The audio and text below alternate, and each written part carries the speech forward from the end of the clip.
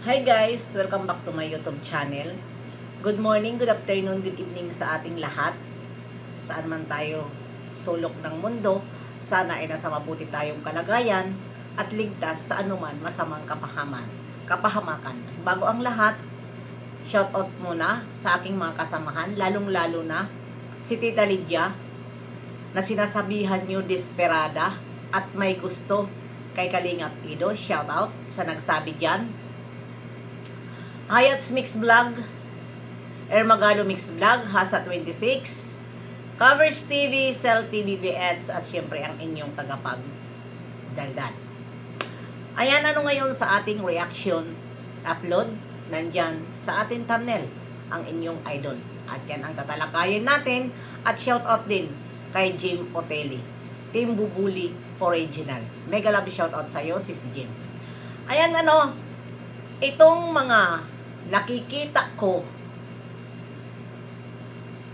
dito sa mga nagsasabi na hindi pala hingi ang idol nyo. At ngayon, binuking ko kayo kung totoo ba na hindi pala hingi ang idol nyo, na bulabog kayo.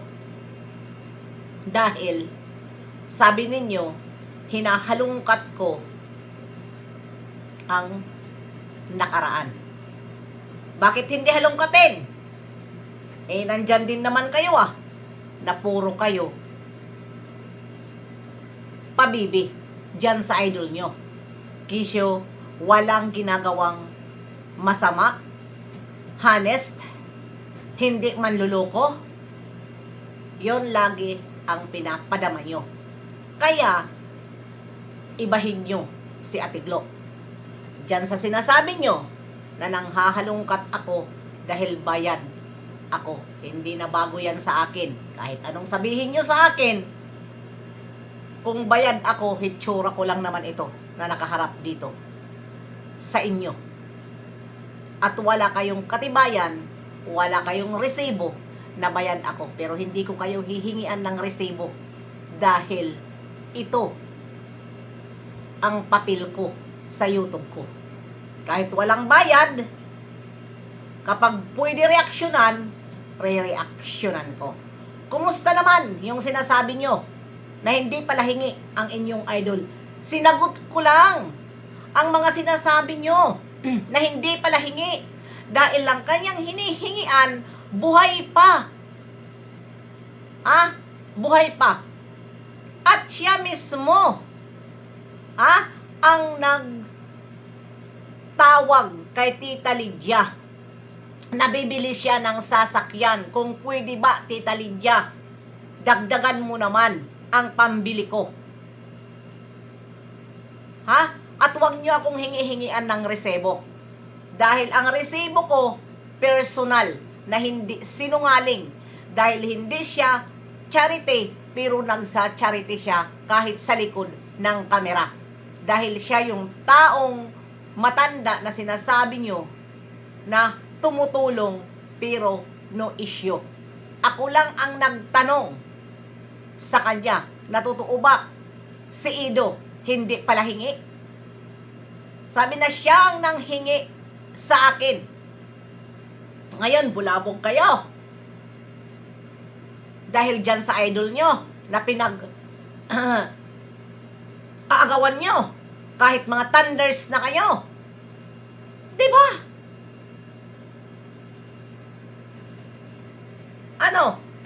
Huwag nyong ibaliktad. Sorry. Huwag nyong ibaliktad kay Tita Lydia na si Tita Lydia ang may pagnanasa. Kayo yun. Huwag nyong baliktarin. Dito kay Tita Lydia. Dahil si Tita Lydia, mahilig yun tumulong sa mga bata pa na mga lalaki dahil wala siyang anak na lalaki. Kaya love na love niya ang mga lalaki na tinutulungan niya. Ayan kakagraduate. May graduate ngayon na nurse. Kaya inuwian niya, pero yung dalawa, pulis na, yung isa Coast Guard. Diba? Yun ang hirap sa inyo kapag binabalikan kayo masakit pala ang binabalikan, tapos sasabihin nyo, kami na naman ngayon ang nag-iingay dahil laos na. Oy, excuse me. Ha? Sasagot ba ako? Mabubulabog ba ito? Sasabihin ko ba kung hindi kayo ang maingay? Kayo ang hindi makamove on. Hindi kami. Dahil kita naman sa kalahatan na hanggang ngayon di kayo makamove on kay Beyonce. Diba? Tapos ngayon, re-reaksyonan namin ang idol namin, kami ang nag-iingay dahil wala nang Diyos. Ay sanay kami sa mga walang Diyos. Ha?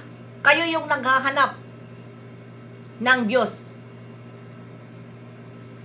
Diba? Kumusta naman ang idol nyo na sinasabi nyong sikat? Saan banda ang kasikatan niya?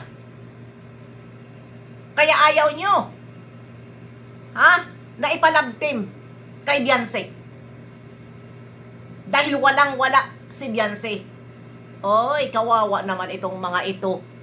Ano ba ang tingin nyo kay Ido? Di ba si Ido? Ano bang trabaho ni Ido? Charity vlogger lang naman. Kaya wag kayong manghusga. Kaya nga nangangailangan ng tulong. Di ba? Nasira noon ang kanyang sasakyan. Yung motor. Kailangan pa ba yan i-vlog? For what?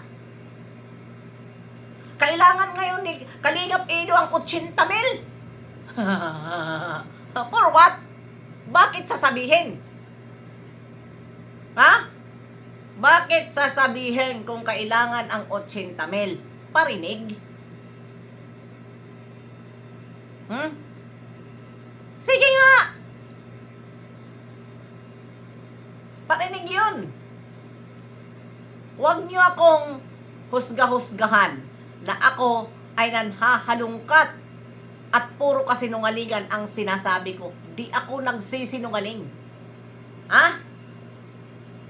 Magdemanda kayo at sasagutin ko kayo. Dahil hindi ako nagsasalita kapag wala akong hawak na ebidensya. Dahil nasa sukmid tayo. Yan ang tandaan nyo. Ha? Huwag ako. Huwag ako. Matagal na panahon hindi namin pinapakialaman si Ido. Dahil ang sinasagot namin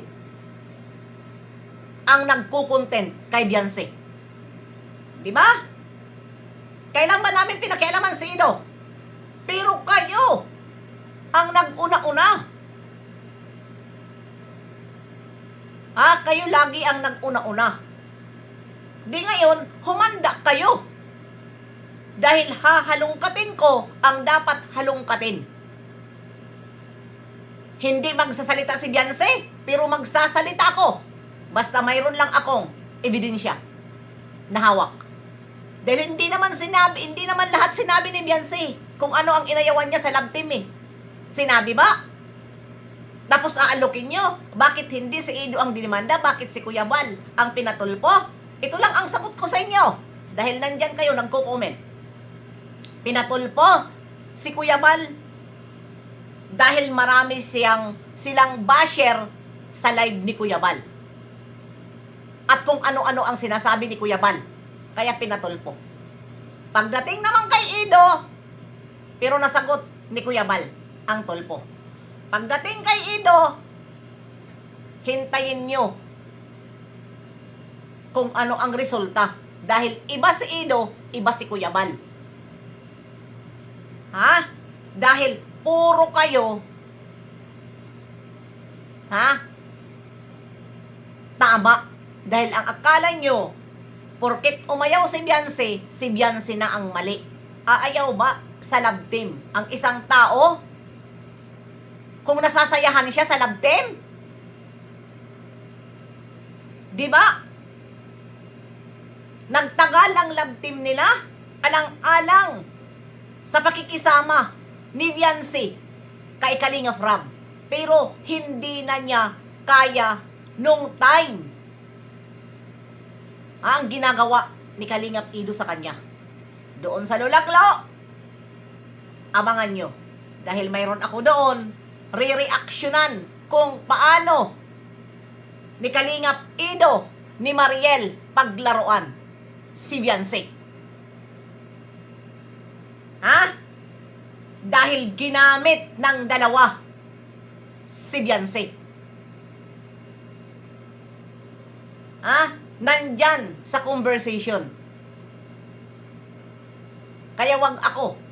Dahil sabi ko nga sa inyo, ako ang magbubulgar sa mga baho na dapat ibulgar. Dahil kayo ang nag-uuna eh. Di ba kung ano-ano ngayon ang sinasabi nyo kay Tita Lydia, kayo lang naman itong pumipitik ang tinggil kay Ido. Tapos sasabihin nyo, si Tita Lydia ang may pagnanasa kay Kalingap Ido. Kayo naman yung mga obvious na may gusto kay Kalingap Ido.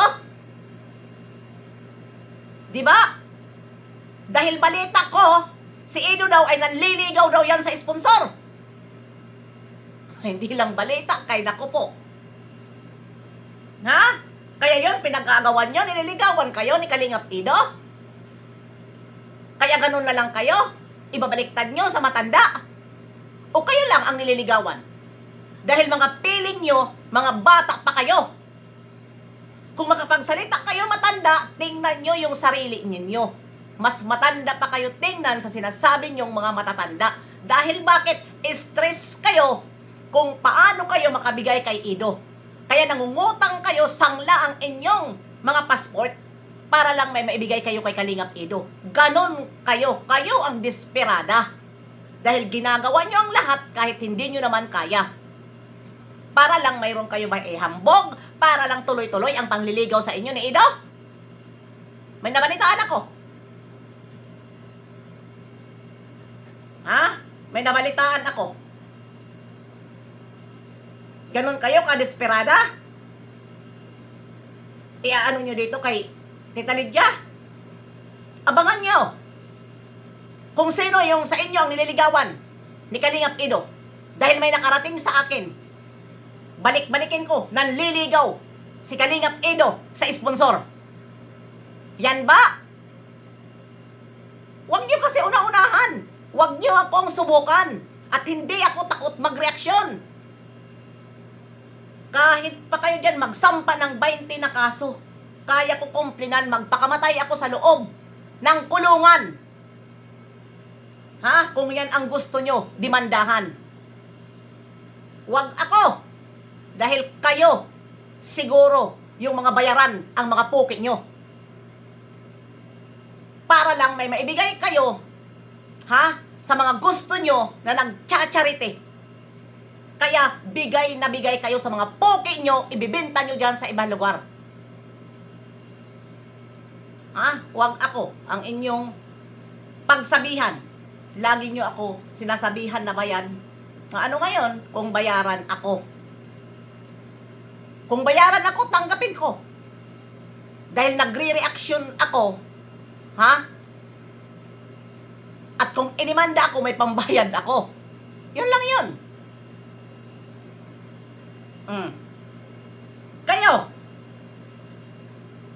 na mga desperada, huwag niyong sabihin na si Tita Lydia ang desperada. Kayo ang mga desperada.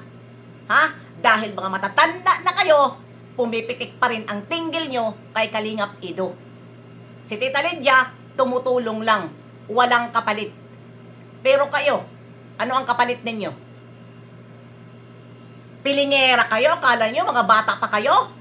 Hoy, excuse me, yung mga mukha nyo dyan, stress na kung ano ang inyong ibibigay kay Kalingap Ido. Dahil kinakaya nyo na parehas lang naman tayo katulong. Real talk tayo, bato-bato sa langit, ang tamaan. Ay huwag magalit. Dahil nandito lang naman ako na sinasabihan nyo, ha? Na bayad. Kaya nang hahalungkat, ha? Sa mga nakaraan. Bakit hindi ko halungkatin? Pasensya na kayo kung ganito ang reaksyon ko. Bye-bye! See you! Sa mga mayayabang dyan na gustong-gusto magbigay sa nagcha-charity pero inutang lang naman. Ano ngayon? Sorry na lang kayo.